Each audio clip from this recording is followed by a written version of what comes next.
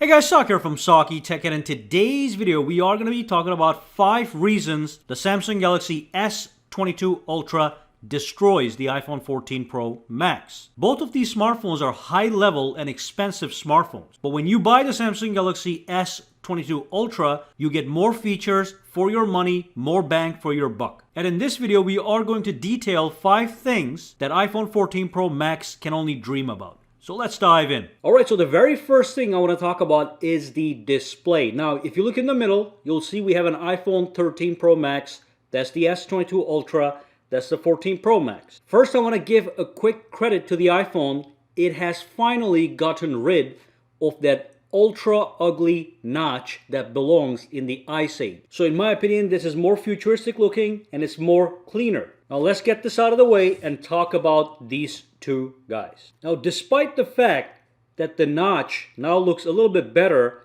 this one here is still far superior. And it matters specifically when you're watching movies in full screen or playing games in full screen. Now, some people are going to say this one has Face ID system, so that's why it's so big. But look at what we have here.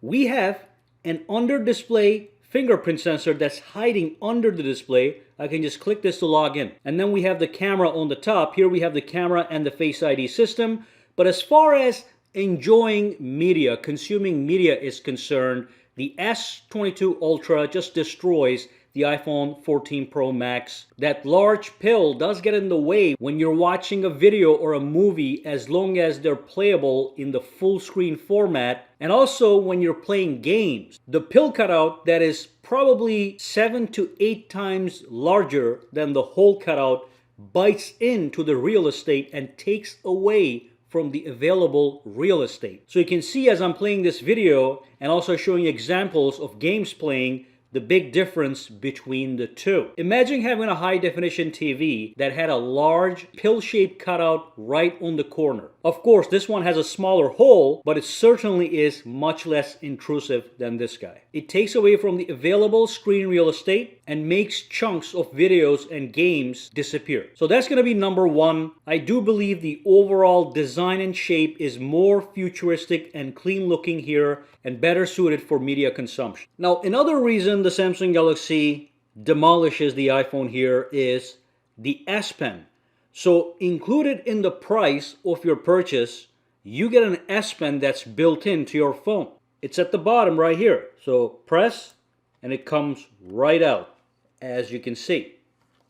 As soon as it comes out, it also gives you options to do many things.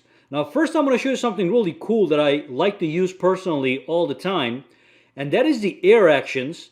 So this pen is connected to this phone via Bluetooth, so I can use this little pencil to control this device remotely. Let me show you one quick example. For example, if I'm in the gallery application, I can press the button and it'll go forward through my pictures. If I double tap it, it's going to come back. Okay, so that's the previous one. Next, previous when you double tap.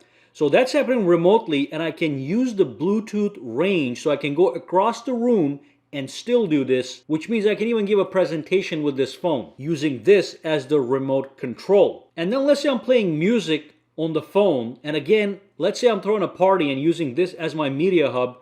I can use this pen from a distance to play, pause, go to the next track. So look, pause. It just pauses it. That's using Bluetooth connection. Play. So I can play and pause music using this pen. I can also go to the next track, double tap, and it goes to the next track. Of course, that's not everything the S Pen can do. And again, all this is including in the purchase price. If I bring up the Air Command menu, for example, let's say I want to create a note. I just click over here and I can start to write on it. Okay. Now, if my phone is turned off and I'm outside somewhere, I want to take a quick note. I can press the button, tap on the screen, and I can actually start to write on the screen, on the lock screen, without having to log into the phone. These are great for quick notes. Look at how amazing that looks. I can even change the color, so I can go to yellow. Look at this. And I don't want to be too harsh on the iPhone. Literally no other phone can do it the way Samsung does. Now, some people might say this is a gimmick, but you can draw this right on your phone with the S Pen. That's how precise it is with all the options that are available to you. Of course, I have no skill, so I'm not going to show you anything that I can do. That is a powerful feature. Remote control, sketching, taking notes, even navigating your phone with this thing right here. And it's housed inside the actual smartphone. So let's talk about number 3. So this is even crazier than the S Pen. There is a built-in computer in this phone that I can wirelessly project onto a high-definition TV or to my computer or any monitor. And I can do it wirelessly or wired. In this example, I'm going to show you the wireless version. So basically what you do is you go to your settings, okay? And then of course we have a whole bunch of advanced features. And then here's Samsung DeX. That's the computer that's in this phone. It says get a full desktop interface. So I'm going to tap on turn on and look at what happens. As soon as I do that, it's going to say it found a TV. I'm going to tap on cancel for now, but it's going to find any TV that is wirelessly compatible. And basically these days, all TVs are smart TVs, so it can connect this basically to any TV. So now when I click on this guy and tap on start, take a look at what happens. It is connected to the TV. The TVs, there are some changes. You can see Samsung DeX just popped up right there. Now here's the funny part. I can connect a keyboard and a mouse via Bluetooth to this guy, and I can start using that as a computer, or at the bottom corner, I can tap on this guy right here, and that is going to activate the trackpad. Now I can use the trackpad, and look at that. I have a little mouse or a pointer, and I can go over and I can access various areas. And this is all going to act like a computer. So it's not going to be like a phone. It is just giving me a desktop-like interface. As you can see, I can have multiple windows. I can just move these around as I please. I can even use swipe gestures like this to go back and forth, even play the games that are on my phone, or watch videos if that's what I want to do, okay? And I'm doing that just by using this as a trackpad, but I can also connect a wireless keyboard and wireless mouse. Let me go back to cancel this, but it is projecting it right now. Again, you can do this wired, wirelessly to any PC, monitor, and even a computer. Included in the price of the phone, there is nothing like this on the iPhone, nothing comparable. Now, another reason the Samsung Galaxy S22 Ultra destroys the iPhone is the fact that this can do multitasking while this cannot, even though it has a more powerful processor. So let me go to a website. Let's go to Samsung.com, Apple.com here. So you can only have one app on the screen at all times. So with this one, let's say I was reading something and I want to do some research and I needed to use a calculator. I can easily start multitasking by tapping this button here and then tapping over here and saying split screen multitasking. And then from the apps, I can pick the calculator. And now as I reference my numbers, I can do the calculation at the bottom right here, okay?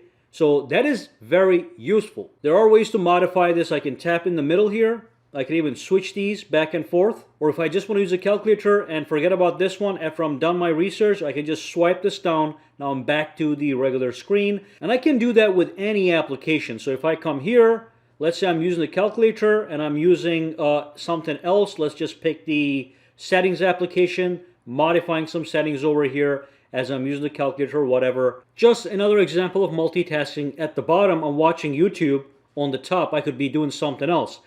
Calculator, browsing, that's all going to be up to you. I'm just showing you guys some examples. The combinations are unlimited. While I'm doing this, I can do even more. So take a look at this. I'm going to swipe this down. By the way, you can resize it in any way that you want. But I'm going to tap over here. I'm going to say pop-up view. So now my calculator is a pop-up view, just like a Windows computer or an Apple Mac computer. And I can put this here. I can tap here. I can minimize it. And that I can have on the corner sitting right there. Now I can launch the calendar. I can tap over here. Tap here for multitasking.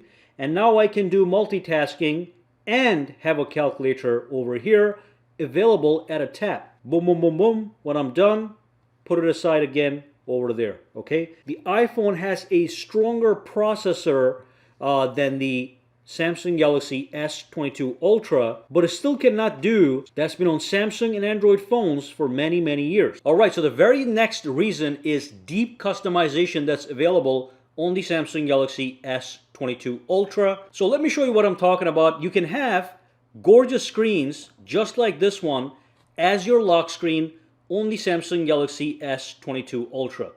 That is absolutely beautiful.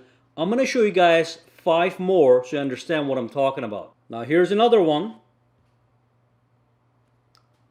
Beautiful video wallpaper for the lock screen. Again, you cannot do this on the iPhone. Alright, so here we have another one. So let me go to the lock screen, show it to you again. Look at that. Beautiful. By the way, when you tap and hold, you can see the whole wallpaper through its entirety. Alright, so that's beautiful. Gives you deep levels of customization. I'll show you one more. This happens to be one of my favorites. Look at this. Bam! Beautiful. Alrighty. And then one final example, which is this one right here. Look at that. If you don't care about stuff like this, I get it, but this is very important for some people. Now, the iPhone has an always-on display now. If you have an iPhone 14 Pro Max, if you go to the settings, and if you scroll down to display and brightness, you can see that you can turn it on and off. So I can have it off, or I can have it on, and there's really not much else I can do with it. When you go to the lock screen, basically, that's what you get. Whatever background you have dims, and the clock kind of stays in the forefront. If you have any widgets, they'll show up too. So it is not bad, but that's all there is to it. Now on Samsung, I can go to the settings. I can scroll over to lock screen. And then when I go to the always on, there are so many things here you can do. You can just turn it off as usual. You can just tap to show, so you don't have to see it all the time. You can show it always, show it as scheduled. And also, when it comes to customization, you can tap on the clock style, and you can pick from all kinds of different things. So let me just go to select clock. Let's say I want to pick a clock unique to the always on display. I tap on this guy, and then I can install the clock face application, and I have access to all these clock faces that I can have on my always on display. Alrighty. This is called customization. So for example, let's just pick this one right here. I'm going to say OK. Alright, so that's going to load up right there. I can go back and tap on done. It's going to be right there. I'm going to tap on done. Now when I double tap to make the phone sleep, it is going to bring up the always on display. And compared to the iPhone, it's actually dimmer. But here's another angle so you can see exactly what it looks like. Now I can also go to the image clock, for example, and I can go to my gallery and pick an actual image from my gallery to put inside that always on display. So it shows up right there.